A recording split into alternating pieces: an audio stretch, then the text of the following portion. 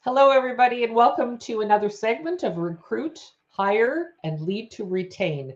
I am your host, Deborah Reynolds, owner of About Face Image Consulting, business and leadership coach, image mindset, and transformation expert. So today's topic is for job seekers.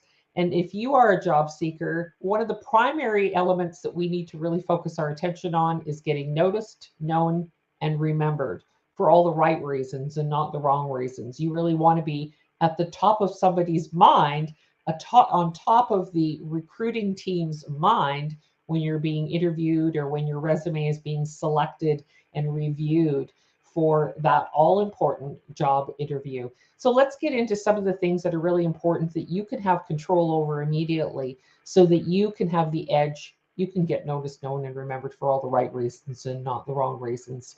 So the first aspect that I wanted to share with you is a tip about really understanding your identity. So are you identifying as somebody that is out of work right now and that is seeking a job where you have this lack of income coming in right now? So listen, this is not woo information. This is actually a mindset principle that is critically important to determine whether you will be successful moving forward.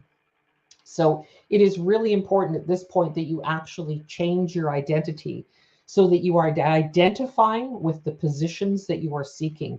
I am an executive, I am a leader, I am a program manager, I am an IT specialist, whatever job that you are hoping to attain, identify now in the present moment with that position. If you were constantly running this scenario through your head that you are unemployed, that you are a job seeker, that you're out of work, if that is the predominant dialogue in your head, that is going to continue to manifest in your life. All those neurochemicals will respond, your brain will respond, your actions will respond to keep you unemployed and in the position of being a job seeker rather than someone who's actually attained a job. So I need you to really understand this principle. Listen, I have been studying mindset for over 40 years, nearly 45 years. I understand how these principles work. And when I am working with executives, people in leadership positions, or helping people get elevated or promoted within companies or organizations, the mindset and what you identify with is critically important. So please heed my instructions here. Choose and identify the identity for which you're going for, not where you're currently at right now. So eliminate that job seeker mindset and move into the position that you're hoping to attain. Think from that position. The next part of this element that I want to share with you is clarity about who you are and who you want to be, which is really, again, that's part of your identity. But I need you to dig a little bit deeper.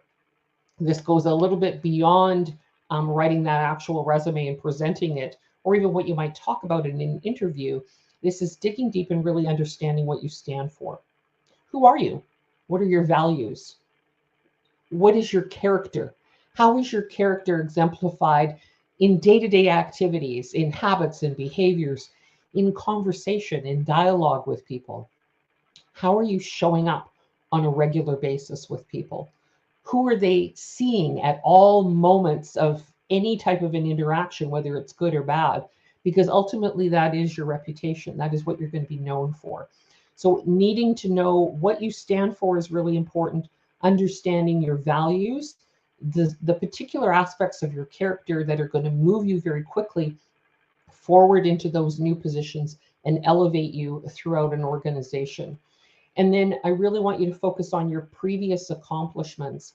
And I want you to lower your expectations and I want you to raise your standards.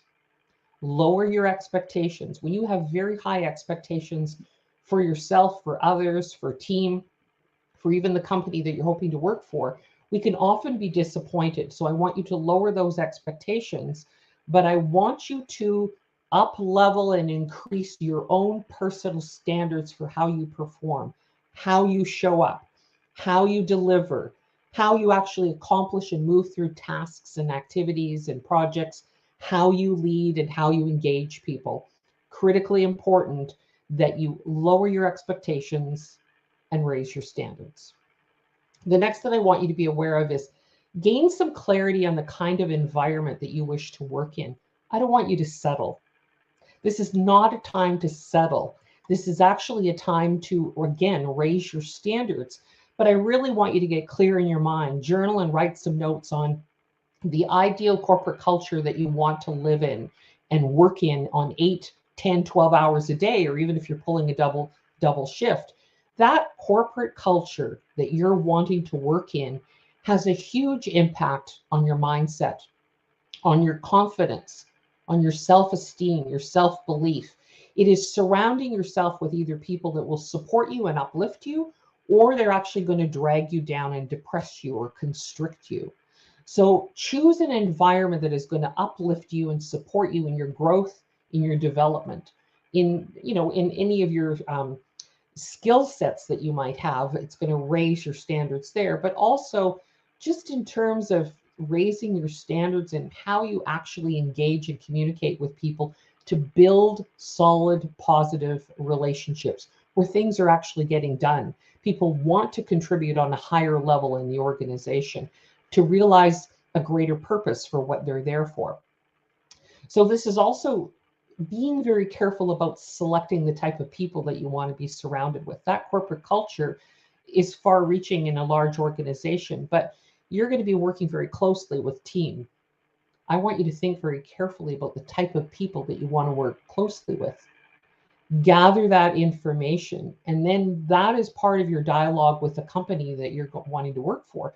Interview them as much as they're interviewing you to determine, are these the type of people that I want to spend 8, 10, 12 hours a day with? That's important. Then I want you to look at things like the reporting structure in the company. How is that? Do you have the ability to make decisions, the ability to move forward, or do you have to ask permission at every turn?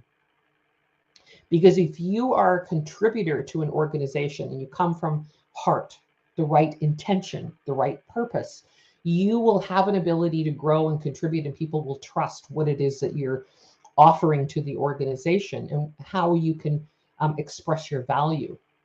But if you have a very constricted, limiting reporting structure and you have to ask permission for everything and you don't have access to any kind of a budget, that is really going to constrict your growth. You're going to feel very limited in that environment.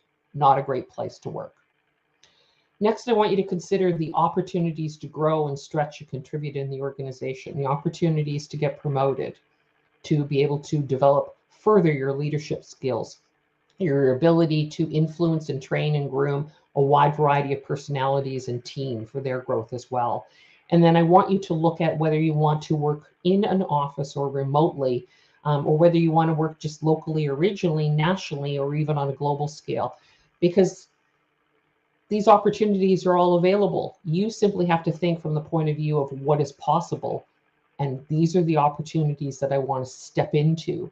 These are the experiences that you want to have.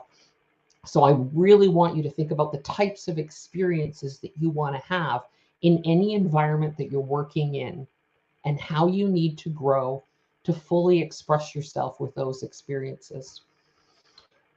And then I want you to think about how you wish to contribute and serve, because in life, the way things work, everything we acquire is with and through other people. Everything we acquire is with and through other people. So I want you to come from a place of giving and serving first, adding value, and understanding what your value and your worth is and what you can contribute. And then consider opportunities for teaching, training, leading, speaking, having a greater presence, a greater voice within the organization where people are actually listening to you. They want to hear what you have to say. And that comes from a place of confidence, knowing your inner worth and value, and coming from a place of increased confidence within yourself. Now people will actually feel that energy from you of confidence and self-worth and value. They'll want to be around you, and they will uplift you as they're being uplifted. So consider your own confidence in your past performance in any previous jobs that you might have had. Where do you need to up level and raise your standards? And I want you to consider confidence about the potential new position that you're moving in. Do you feel a little nervous, a little uncomfortable, a little afraid about moving into that position? That's normal. The key is how long are you hanging on to that fear and that discomfort, or whether you're going to step forward, trust yourself, and boldly share what it is that you have to contribute. That comes from a place of confidence. And I want you to have confidence about working with new people in a new environment, new culture, new projects, new opportunities, new tech. This is again going to create a little bit of discomfort for you, but you don't grow unless you have that feeling of discomfort.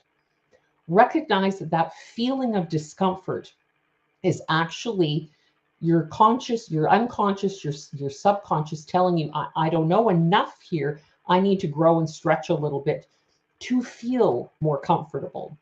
So the best way to learn how to swim, you just simply jump into the pool and make it happen. You can learn some of the strokes, but ultimately you're going to have to get in the pool. And the same thing happens with the new position.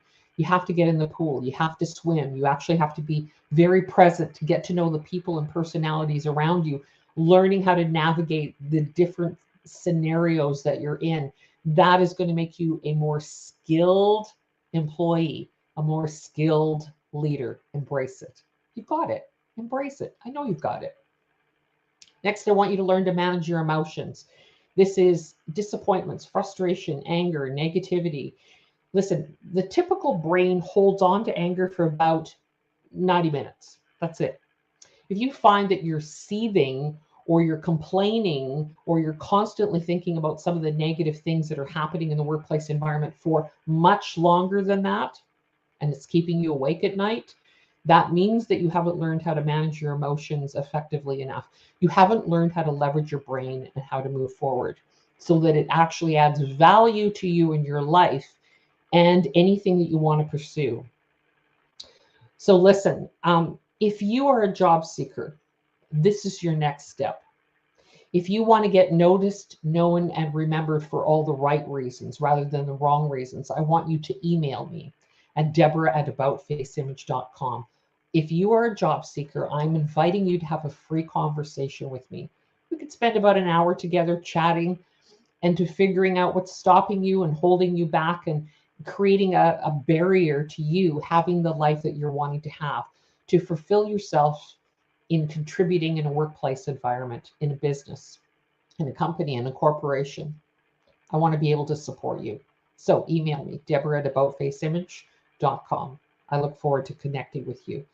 So I want to thank you for joining me on this segment of Recruit, Hire, and Lead to Retain. I'm Deborah Reynolds, Image Mindset and Transformation Expert. Have a great weekend.